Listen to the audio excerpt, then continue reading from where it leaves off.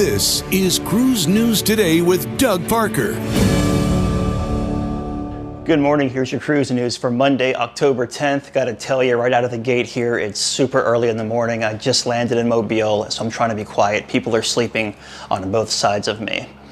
Another cruise port is in the planning stages for the Bahamas. Last week, an agreement was signed with the Bahamas to develop the southern tip of the Bahamian island, Long Island, into a cruise port. Located 200 miles southeast of Nassau, the 500-acre Calypso Cove would be a mix of all the cruise line islands blended together.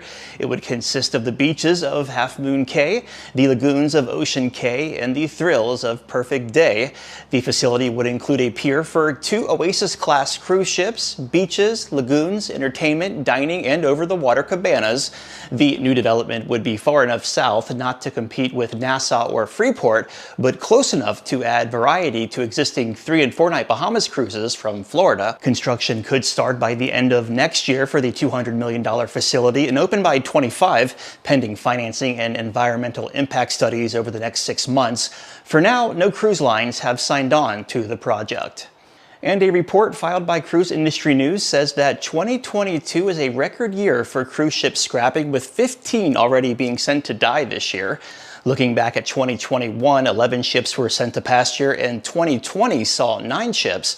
The average age of the ships scrapped this year, 38. Now keep in mind, this is the worldwide cruise ship industry, not just North American brands. Some memorable ships that were scrapped this year so far have been the former Carnival Fascination and Sensation, the Song of Norway, Marella Dream, and the former Holland America Noordam. And just last month, the former Celebrity Zenith was sent to the scrapyard in Alang, India.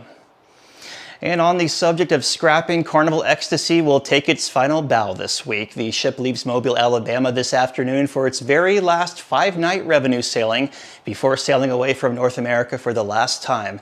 During Hurricane Katrina in 2005, FEMA actually chartered Ecstasy to house relief workers and evacuees. First debuting in 1991, it followed the Carnival Fantasy and has spent the past 31 years sailing with Carnival Cruise Line. This is the 6th Fantasy-class cruise ship to be sold off following the shutdown. Others that are now gone include Carnival Fantasy, Imagination, Inspiration, Sensation, and Fascination. 2 Fantasy-class ships are still in service, Carnival Paradise in Tampa and Elation in Jacksonville.